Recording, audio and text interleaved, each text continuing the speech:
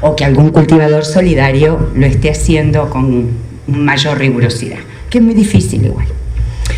Entonces, estas cosas, me dicen, ¿pero usted es científica o es política? El día que la ciencia deje de estar al servicio de la política, dejaré de ser científica, porque si no es una masturbación intelectual. Tiene que tener un sentido para que investigamos. Entonces vamos a retomar, bueno, empezamos con el problema a través de pasarles. Les voy a pasar sí, para que tengan todos claro. Esto es un homenaje que yo le hago a mis amigos y colegas del mundo de la investigación científica. Todos ellos son los popes que y acá aparecen muy pocos porque es el tráiler, pero es para recomendarles el documental. Se llama The Scientist, está subtitulado en español, El Científico. Y fue hecho por Zachary Klein, un israelí muy buena onda, para mostrar a Rafi Meshulam, pero en realidad que es el abuelo de los cannabinoides.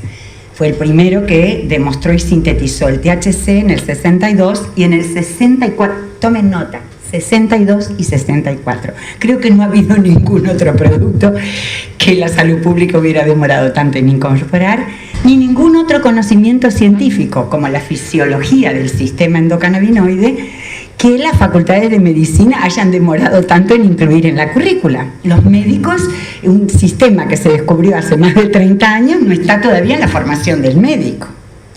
Yo tengo una interpretación un tanto maligna, y que tiene que ver, por un lado, que han asumido una conducta muy moral y no científica, a pesar de ser facultades y representar la academia, y por otro, para que ustedes entiendan cómo prescribimos los médicos, cuando un sistema del organismo falla, por ejemplo, el sistema endocrino, tenemos hipotiroidismo, funciona en menos la glándula tiroide. ¿Qué le damos los médicos?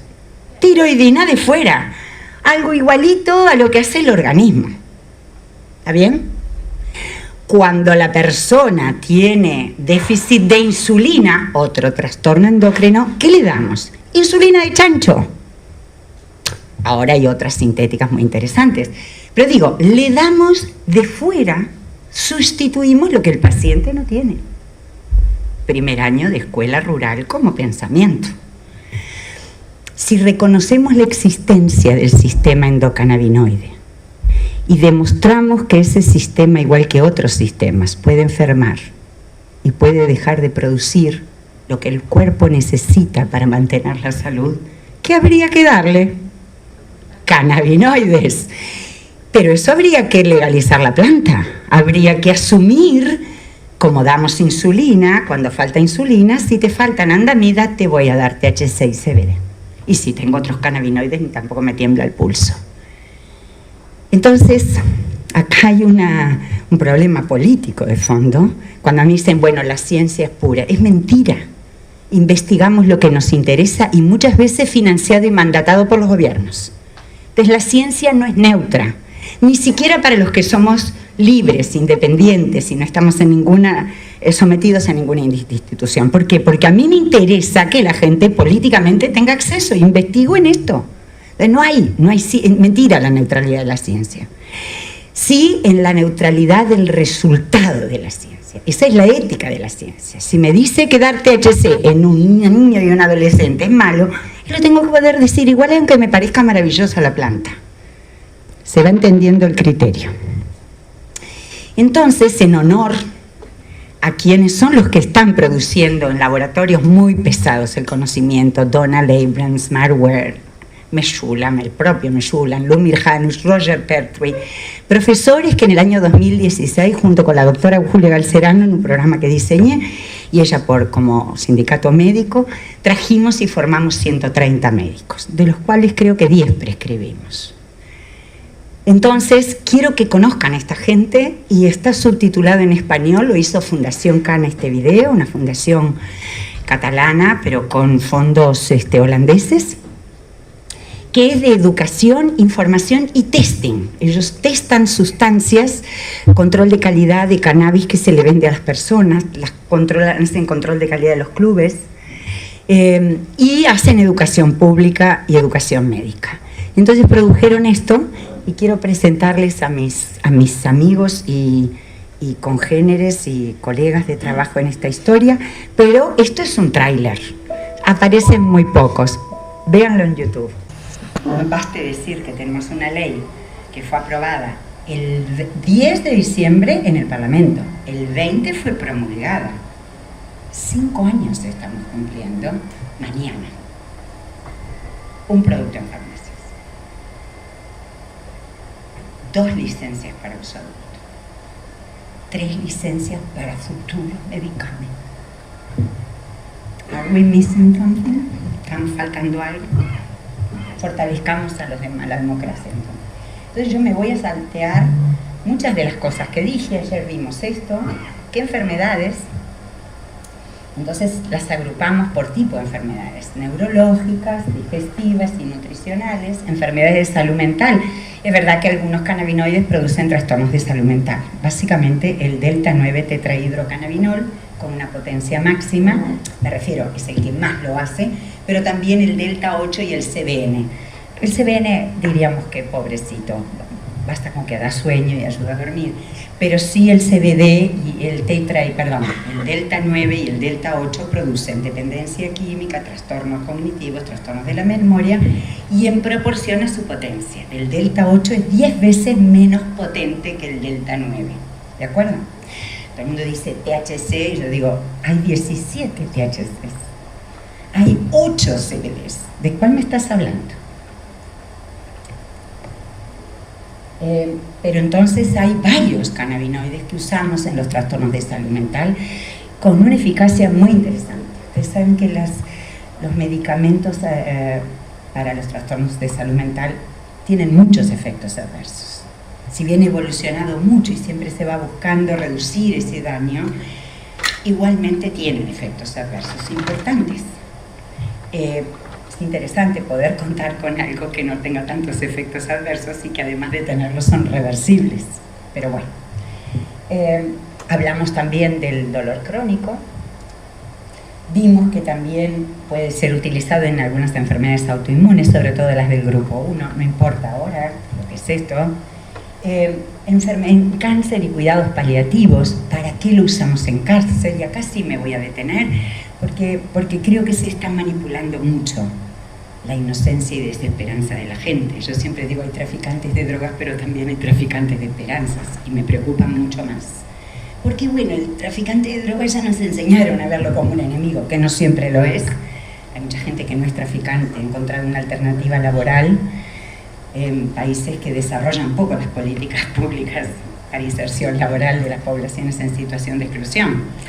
Entonces muchas veces son alternativas, más que no son narcotraficantes. Y eso pasa mucho en la producción de cannabis medicinal. En realidad son transgresores a la ley, sin duda. No son traficantes, no son delincuentes. Algunos encontraron una oportunidad, lucran, no registran, no pueden registrar, aportan, en fin. Pero eso es una transgresión menor, no son traficantes. Hay que generar un marco político para que esa gente también se pueda insertar. Pero en cáncer se les vende a la gente que esto cura el cáncer y que además no tiene los efectos de la quimio. Esto lo voy a dejar bien claro. Los cannabinoides, algunos de ellos, THC, CBD, CBC, cannabicrómeno, CBG, estamos viendo, cannabigerol, tienen acción antitumoral. Eso no quiere decir que cura el cáncer. Quiere decir que es antitumoral. Igual que la quimioterapia no cura el cáncer, es antitumoral y en algunos casos entran en remisión completa. En el mejor de los casos, lo usamos igual. Pero no es curativo. La radioterapia no siempre es curativa, pero es antitumoral. Los cannabinoides son menos eficaces, hasta el estado actual de la información es que son menos eficaces que la quimioterapia. Pero, sumados a la quimioterapia, aumentan sustancialmente los resultados de la quimioterapia. Y esto no es menor. Eso no es traficar con la esperanza de la gente, pero decirle, no, esto es natural. Y es también cierto que mucha gente le dijeron, bueno, ya no tenemos más nada para hacer, siguió tomando cannabis y se le achicaron los tumores. Sí, pero venía 3 años de radioterapia y 5 de quimio, mi amor, es acumulativo eso, ¿qué te pasa? Razonemos con seriedad. También le dieron agua de Querétaro, lisado de corazón, jugo de zapatilla de Carmelita descalza. No importa, gente. No se puede especular con la desesperanza de la gente. ¿Y cómo lo hace? Por 3 mecanismos. Uno es que se mete en el metabolismo de la célula tumoral. Las células del organismo se mueren. Nosotros no somos los mismos de acá 5 años, la tía Kela no es la misma. Y ustedes tampoco. Desde que nacemos varias veces, biológicamente somos otra persona, podría decirse. Porque las células se renuevan, tienen muerte, se mueren cada tanto tiempo. Las células de la piel se renuevan cada 7, los glóbulos rojos cada 120 días, las neuronas un poco menos, las de los huesos también, pero todo se renueva, se mueren. Las células tumorales, puedes creer que no, por eso se acumulan, porque no tienen determinación en el metabolismo, no está determinada su muerte, su fecha de muerte. ¿Y qué hacen estos señores los cannabinoides? Los que sabemos que tienen esta actividad. Y es visible, ¿eh? En el tejido lo pones y ves cómo se mueren las células tumorales y las otras no. ¿Qué es esto? Hace que las células tumorales empiecen a parecerse a las normales, no por el resto de su agresividad, sino porque hace que también se suiciden. Se tienen que morir. Inhibe una enzima que se llama la AKT, y esta enzima es la que dice, bueno, vamos a acostarnos, que la visita se quiere ir. Y se muere la célula tumoral. Pero no tiene la misma eficacia que algunos quimioterápicos. El otro mecanismo de acción de los cannabinoides, las células tumorales, ¿por qué pueden metastasiar? Y la metástasis suele ser más agresivo que el tumor primitivo. ¿Por qué entonces? ¿Qué es lo interesante de los cannabinoides? Inhiben otro factor que tienen las células tumorales, que es el factor de migración celular. Pueden migrar las células, pueden irse, pueden despegarse fácilmente, a diferencia de las de otros tejidos, de los normales, y así es que se van a colonizar otros órganos y tejidos. Los cannabinoides inhiben ese factor. ¿Me va a inhibir todas las metástasis? No, pero es un buen coadyuvante que potencialmente en algunos casos va a generar la prevención de la metástasis. Y el tercer mecanismo, que también es importante, las células tumorales, los tumores, consumen más energía que las células normales. Se comen toda la glucosa, se comen, por eso vos perdés el apetito, pero además lo poco que comes se lo lleva el Señor. ¿Qué hacen los cannabinoides? Por ahora esto lo sabemos del CBD y el THC. Es que inhibe el factor que tiene el tumor para formarse más vasos. El tumor, para poderse alimentar más y consumir y robarte más comida, genera sus propios vasos. Por eso los tumores sangran con muchísima frecuencia. Y crecen tan rápido que ni siquiera eso les da tiempo a fortalecerse, y por eso se necrosan y hacen charcos de sangre en los tumores cerebrales particularmente. Lo que hacen los cannabinoides, estos dos por lo menos, es inhibir el factor que hace que el tumor se genere sus propios vasos. Así que funciona por 3 mecanismos. Pero no digan que cura el cáncer. Y quien se los diga, siéntanse abusados, no está bien. Que un mecanismo sea cierto no quiere decir que cure algo. Eso lo vamos a tener que demostrar, y tenemos que demostrar cuál es la eficacia. Es decir, cada 100 pacientes que hacen este tratamiento con esta dosis, cuántos efectivamente se curan, si es que se curan. ¿De acuerdo? Esa información no la tenemos. También en enfermedades de la piel vimos que puede usarse en la psoriasis, sobre todo uso tópico, cuando la psoriasis está asociada a otras enfermedades reumáticas, lo que se llama la artritis psoriásica, se hace tratamiento por boca y local. Las enfermedades oftálmicas, en las que tenemos mucho problema en realidad, porque las gotas oftálmicas para cannabis con cannabinoides no existen y son muy irritantes. Ahora una compañía ya patentó una forma de hacerlas por nanotecnología en la que uno va a poder, ahora tienen que hacer los ensayos clínicos, va a poder usar cannabis oftálmico. Pero hay enfermedades del ojo que son de componente inflamatorio autoinmune. o vascular, la microangiopatía diabética. Podemos usarlo por vía sistémica y coadyuvar. Y también las enfermedades óseas, como la osteoporosis. ¿Se acuerdan lo que les dije? Que las células se van muriendo. Y cada vez, a cuanto más viejitos somos, a mí se me mueren muchas más células de las que se les mueren a estos chicos, sin duda, que claro. Y también a nivel óseo, porque las mujeres posmenopáusicas no tenemos cómo fijar, mantener los osteoblastos, que son las células que forman hueso. Predominan las que destruyen hueso. Pero llegan los cannabinoides, y como hay muchos sitios de acción para cannabinoides en el hueso, pueden invertir esta cifra. Las osteopenias suelen mejorar hacia ausencia de osteopenia y a veces la osteoporosis también. Todo lo que les cuento no es ni en todos los pacientes ni en todos los casos. ¿Por qué actúa en tantas enfermedades? Muchos detractores me dicen, claro, ahora tienen la panacea. Ese orgullo de la ignorancia me parece tan terrible. No es porque sea una panacea, porque no cura todas las enfermedades. No sabemos siquiera si curamos, pero no es importante. Para los médicos la mayor parte de las cosas que hacemos son mejorar la calidad de vida. Curamos muy poca cosa, alguna infección, arrancamos alguna varice, pero la mayoría son tratamientos de por vida. La hipertensión no la curamos, salvo que sea vinculada a un tumor o un feocromocitoma. Tampoco curamos la diabetes. Pero podemos mejorar sustancialmente esto. ¿Por qué le pedimos a los cannabinoides algo distinto? Yo creo que en parte por toda la ladaca que hace el activismo de la planta sagrada. En Nepal es sagrada. Acá no puede ser más lucrativa.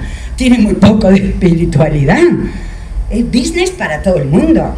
A ver, entonces, esta cosa de la planta sagrada, la planta inocua, como todas las sustancias, tienen efectos adversos. Porque sea natural. Esta es una barbaridad conceptual que yo estoy segura que la gente no se detiene a pensar. Si es natural, ¿es bueno? ¿Qué le dice la gente? Si es natural, es bueno. Preguntarle a Sócrates cómo le fue con la cicuta, que sale de una planta. Y a los paisanos que los pica la yararaca, es natural también eso. O una crucera. Los venenos son naturales.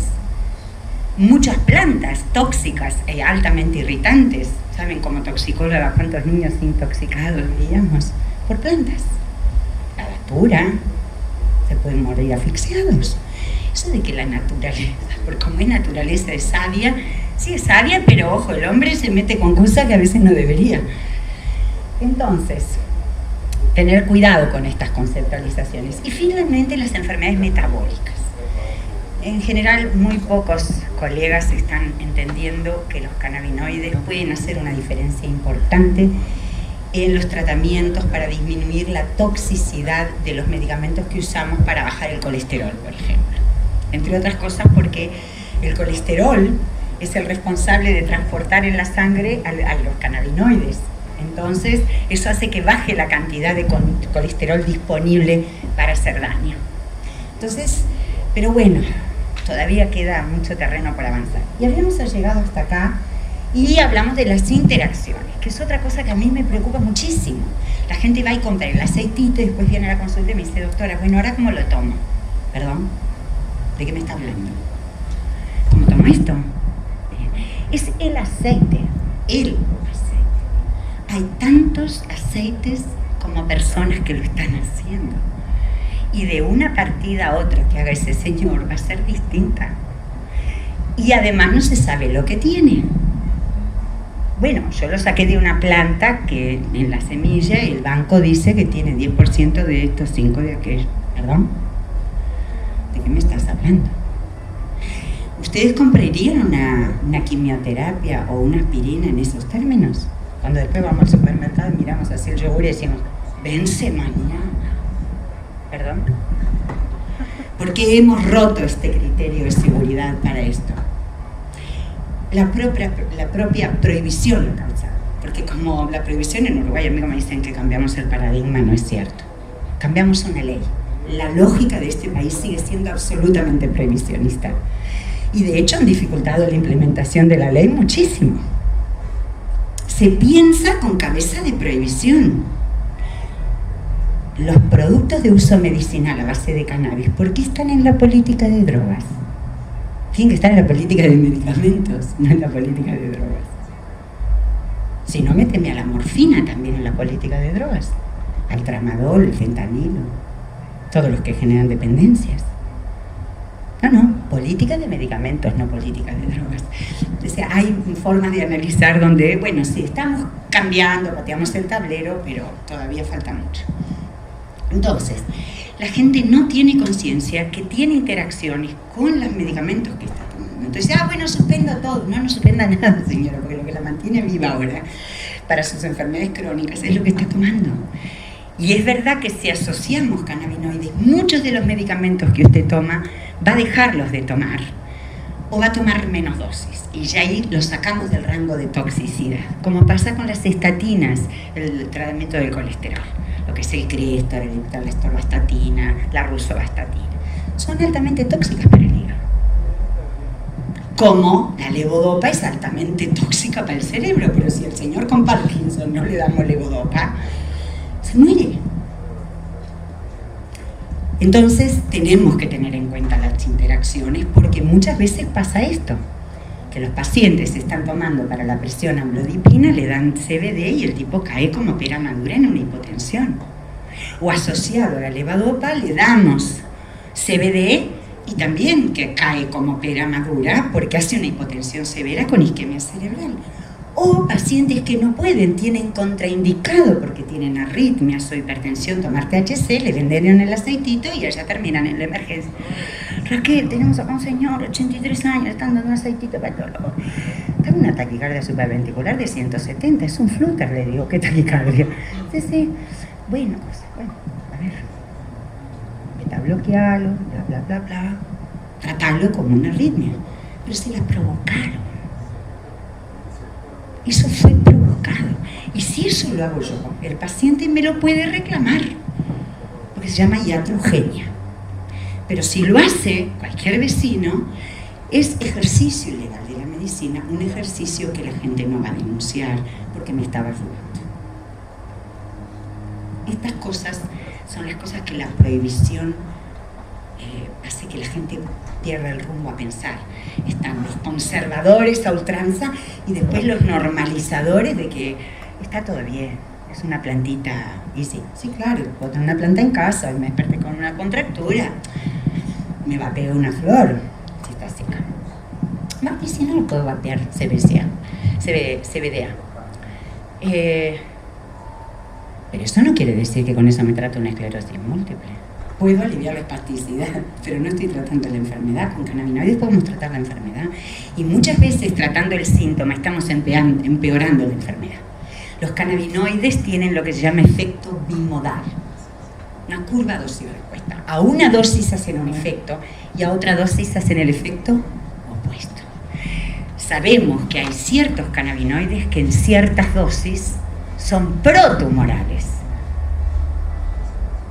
Perdón, no me lo estaba dando para el cáncer. ¿Cómo es esto? Me pasó, pacientes me dijeron, ¿sabe que yo tenía acá un tumor? El primer mes desapareció, pero ahora volvió y está más grande, crece un poquito más rápido. ¿Qué dosis tenía la crema que se ponía? Estas cosas no las estamos pensando. Y la responsabilidad no es de la gente que en su desesperanza busca encontrar alivio de su sufrimiento. Es de la omisión de los estados. Sin duda. Pero las interacciones existen y son tanto farmacodinámicas, es decir, un medicamento que estimula me baja el efecto del THC para relajar. Un medicamento, o sea que los que tienen efectos opuestos interfieren en la eficacia de uno u otro.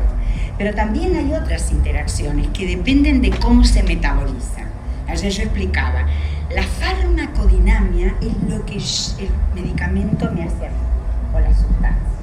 Es lo que la sustancia le hace a mi organismo o a mi cerebro, que es organismo. Y la farmacocinética es lo que el organismo mío le hace a la sustancia. Cómo lo destruye, cómo lo inactiva, cómo lo potencia. Ustedes saben que el THC se incorpora al organismo, pasa por el hígado y es metabolizado. Pero es metabolizado a un compuesto que algunos dicen que inclusive es más potente que el propio THC.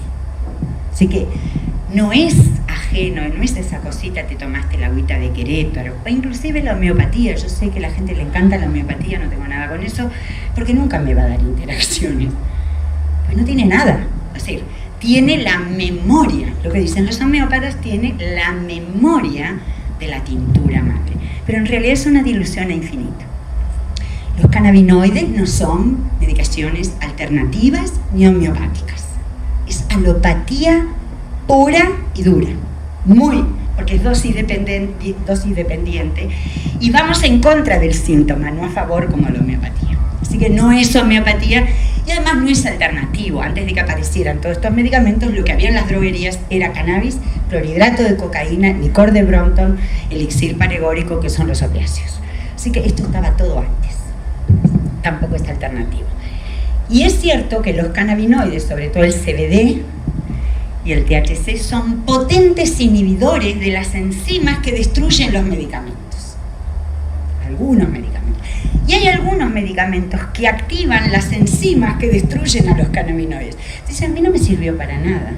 La verdad no me hizo nada. Pasa que a veces no hace efecto. ¿Qué está tomando usted, señora? Esto.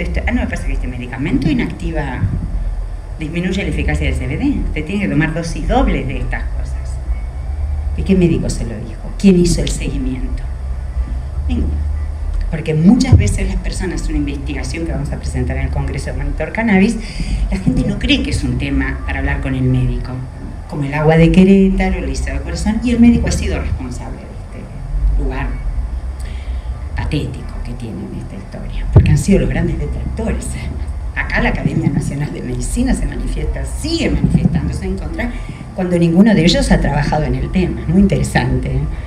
Pero bueno, en fin. Vamos a avanzar ahora.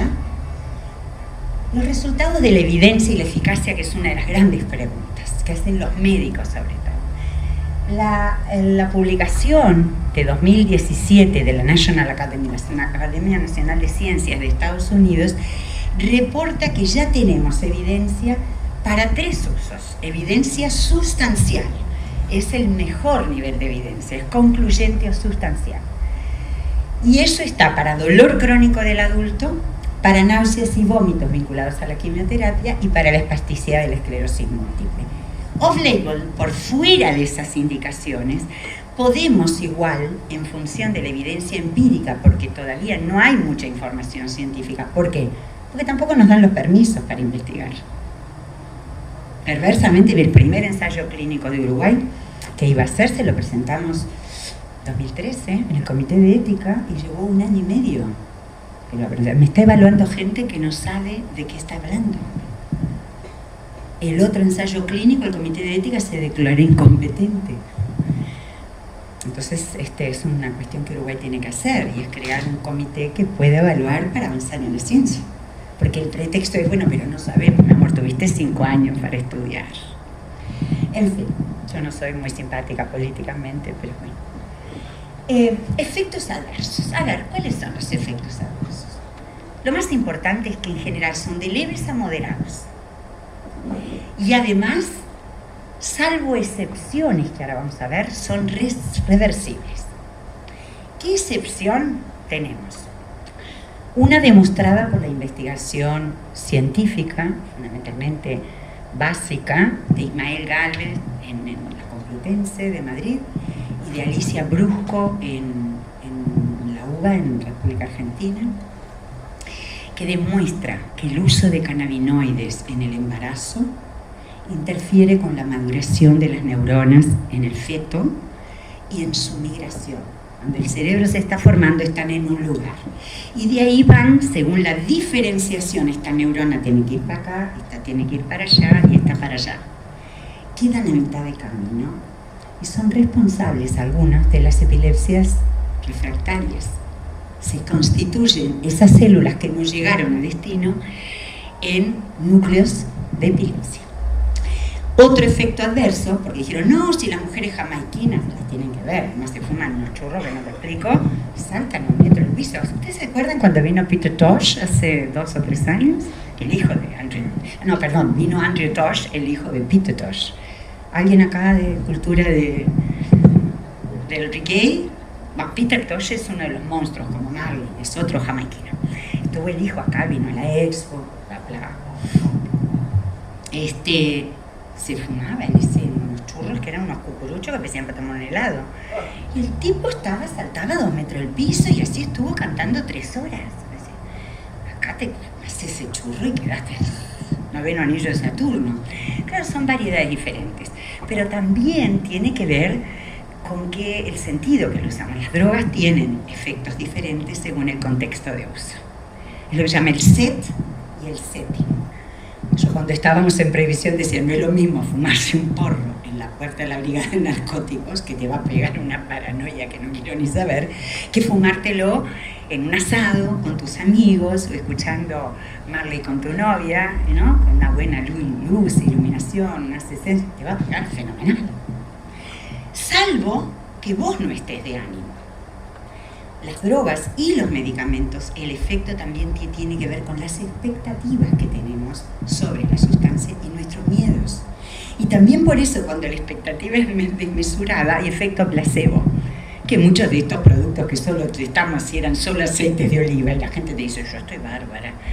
Sí, pero no tiene nada, es porque su cabeza pegó bien. Entonces, eso es importante, ese efecto. Y el otro efecto irreversible tiene que ver, esa persona finalmente hubiera tenido esquizofrenia igual.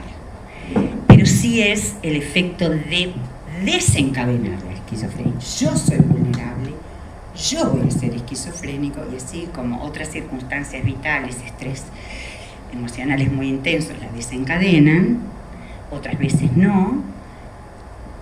El cannabis, el THC, no el CBD, el THC no es siquiera es el cannabis. Por eso yo siempre digo, hablemos de cannabis y cannabinoides. Una planta de cannabis que no tenga THC no le va a hacer eso. Puede desencadenar la esquizofrenia y adelantar la presentación. Eso no hay que discutirlo. De ahí a que ella cause esquizofrenia, eso es lo que hemos demostrado que no es verdad. ¿Por qué?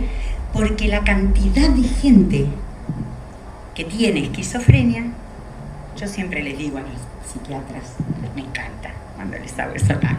Viste que a veces hay cosas que son tan malas que te dan un goce perverso.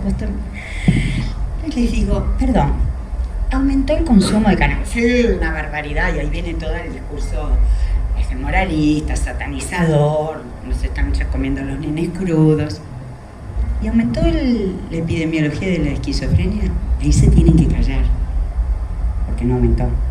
Sigue siendo el 1% de la población. Si fuera cierto, en realidad todos tendríamos que tener o un pariente o un amigo esquizofrénico. Y no lo tenemos. Así que eso no es así. Sí, en el que tiene la vulnerabilidad, y algunos que podrían haber vivido sin que se les desencadenara, se les puede desencadenar. Y eso es irreversible. Pero si no, todos estos efectos, que a veces son considerados adversos, yo a veces digo que vamos a ver si son adversos. La euforia. Paciente terminal, con dolor metastásico en hueso, que se ríe y está eufórico y tiene apetito. ¿Qué problema tenés con la euforia? ¿No? Como me pasa con frecuencia, doctora, la llamo para decirle que mi hijito falleció. Gracias, porque se murió con una sonrisa y anoche comió ñoquis. No es solo para ese niñito, es para esa madre también, ¿no? A ver, gente. Entonces, euforia, la sedación y la somnolencia. Y si tengo trastornos del sueño, me va a venir fenomenal. Y si tengo que ir a trabajar, y no. Por eso tenemos que educar a los chicos cuándo y cómo y qué se consume. Que no lo hace, la ley mandata hacerlo. Puede producir náuseas, los usamos para tratar las náuseas y los vómitos. Y de hecho, con el THC, que antes no lo veíamos, era una descripción científica. Y ahora cada vez lo vemos más, y en Estados Unidos hay una epidemia terrible.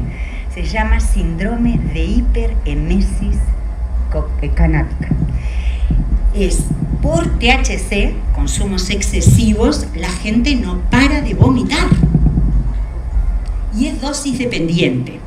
Y una gran responsabilidad de esto lo tiene el mercado que le ha hecho confundir a la gente que potencia es un sinónimo de calidad. No, calidad es calidad y después vamos a ver con qué tiene que ver. Potencia es potencia.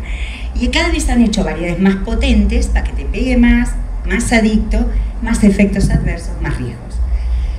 Quiero que sepan, gente, que el cannabis marroquí, del que hablábamos yo a partir de los 70, pero en los 60, el famoso cannabis marroquí, en los 80, no era lo que tienen ahora, tenía 4% de THC, 4. Y 4 de CBD. Y el viaje, la gente venía que estaba fascinada de lo que había volado en Marruecos. Y entonces, ¿por qué me estás haciendo 1,25 de THC? Porque te fui haciendo eso. Te fui haciendo que cada vez precises más. Entonces, cuando vienen y me dicen que el cannabis no genera dependencia, una especialista en adicciones te dice, eso es lo que a vos te gustaría. En realidad es el psicotrópico que menos dependencia genera, 9%. Los demás están todos por encima del 13, 15, incluyendo las benzodiazepinas, que prescribimos los médicos. El alcohol por encima, dependiendo de los estudios, entre el 26 y el 30%. De la población que consume regularmente, sí. Y la gente que consume cannabis, por eso yo me niego a hablar del uso recreativo. Primero, me parece muy apologético, la verdad. Nuestra ley no dice recreativo, dice uso adulto y no medicinal. Pero además, porque el que se fuma 5 churros por día, eso no es recreativo. Es como que el que se fuma 2 paquetes de cigarrillo por día es recreativo. No, eso no es recreativo. Que se toma 1 litro de whisky por día y no, eso no es recreativo. Y increíblemente esos, lo que llaman los heavy users, el usuario pesado de cannabis, representan el consumo del 80% del mercado. Son el 20% nada más, pero se consumen el 80% del mercado. El otro 80% son verdaderamente recreativos, consumen menos de 3 veces por semana, en general los fines de semana, un compartido, eso sí, y no tienen problema ninguno. Todos los efectos adversos no están vinculados a ellos, salvo las excepciones cuando se ponen a hacer un brownie y no sabían que la vía digestiva demora más en hacer efecto, entonces no me hizo efecto, me mando un pedazo cada media hora y termino con una intoxicación de aquellas. Pero hay otros efectos que se consideran adversos, que también son beneficiosos.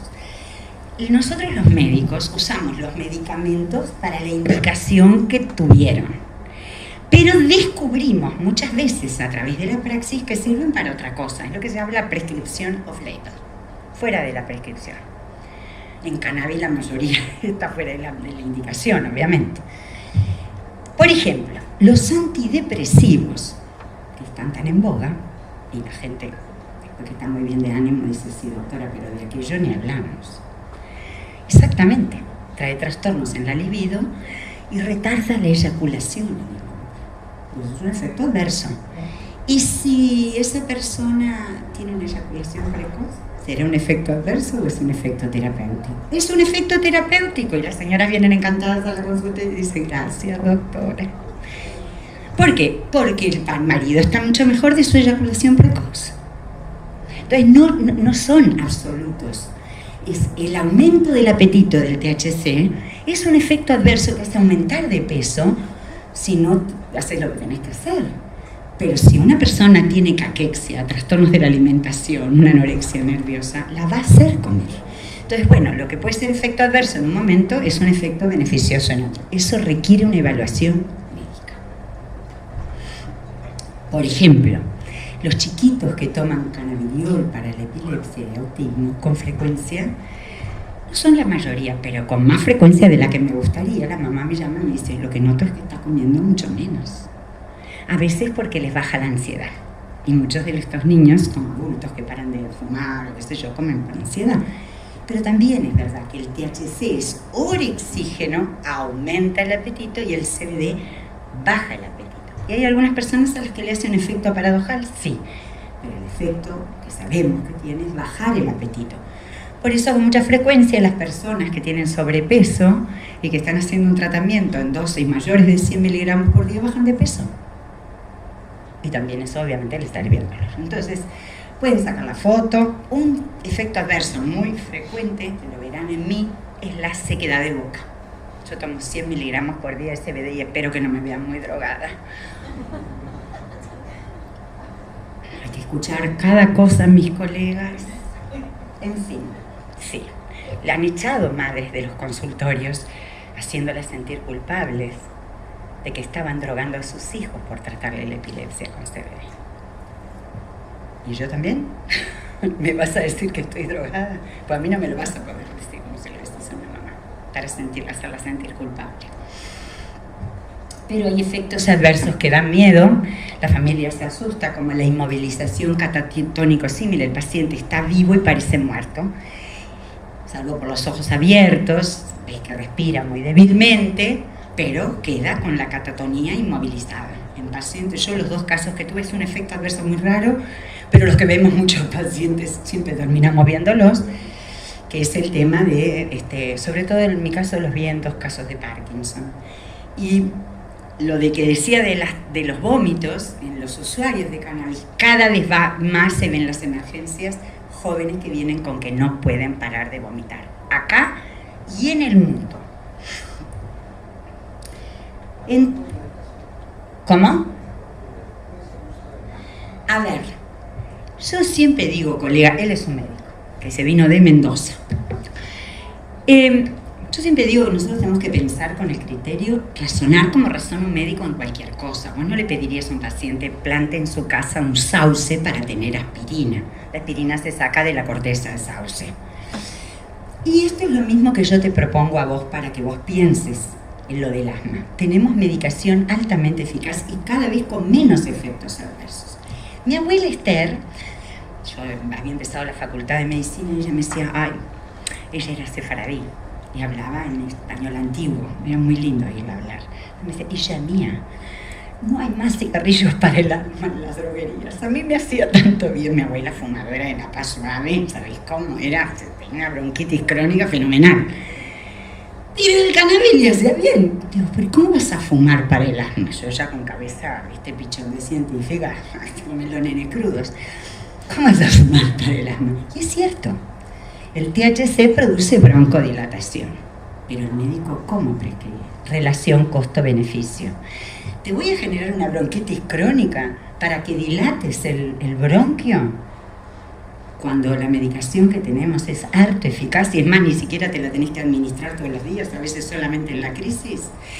Lo mismo el glaucoma. No, y se fuma un churro cada 2 horas y se genera una dependencia a THC cuando la mayor parte de la medicación tiene bajos efectos adversos y con 1 gota cada 24 horas anda bárbaro el glaucoma.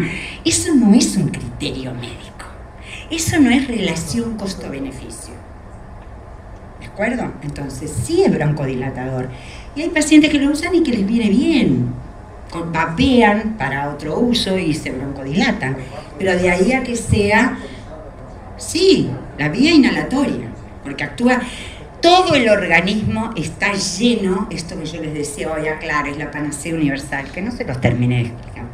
No es la panacea universal, pero todo nuestro organismo está lleno de sitios de acción para los cannabinoides.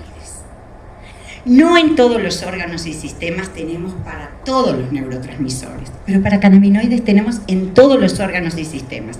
No hay célula, sistema celular o de funcionamiento que no tenga. Y es más, en 4 ya sabemos que está igualito que adentro del cerebro. Riñón, aparato digestivo, piel y cerebro. Y van a seguir apareciendo más. Pulmón tiene una representación altísima. La fibrosis pulmonar idiopática tiene un exceso de anandamida e hiperexpresión de CB1.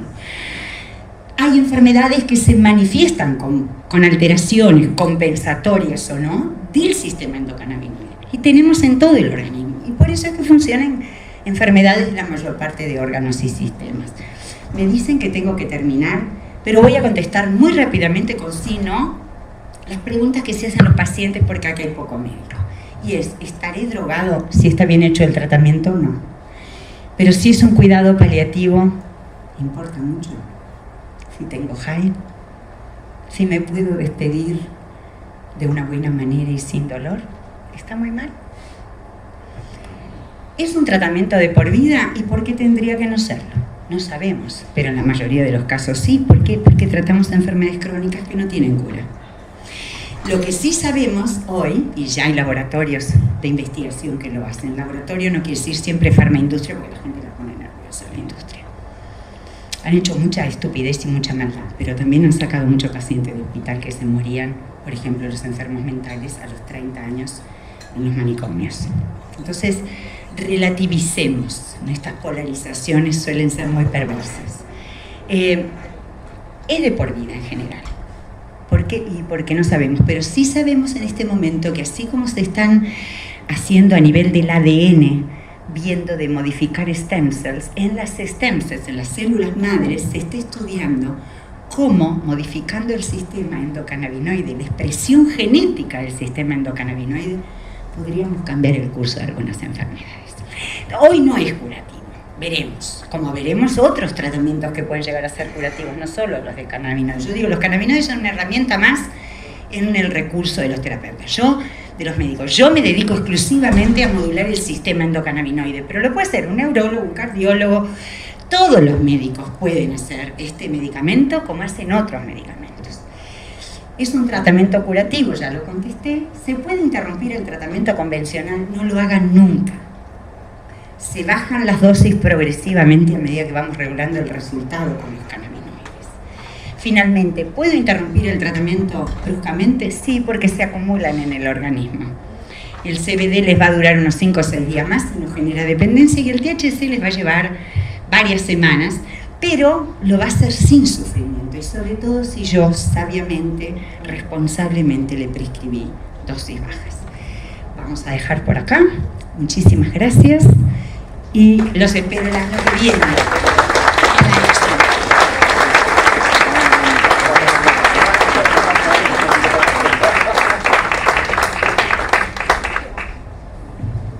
Bien, muchísimas gracias. Despedimos a Raquel Peiraube, presidenta de la Sociedad Uruguaya de Endocannabinología, especialista en el uso problemático de drogas. Este es el tercer día de su taller en representación del consultorio médico del cannabis. Bien, vamos a dar unos minutos y en breve vamos a presentar la siguiente conferencia a cargo del Ministerio de Ganadería, Agricultura y Pesca y el Instituto Nacional de Investigación Agropecuaria, que presentan la conferencia Cáñamo Industrial en Uruguay. Participan la ingeniera agrónoma Mariela Ibarra, ingeniero agrónomo Sergio Vázquez, ingeniero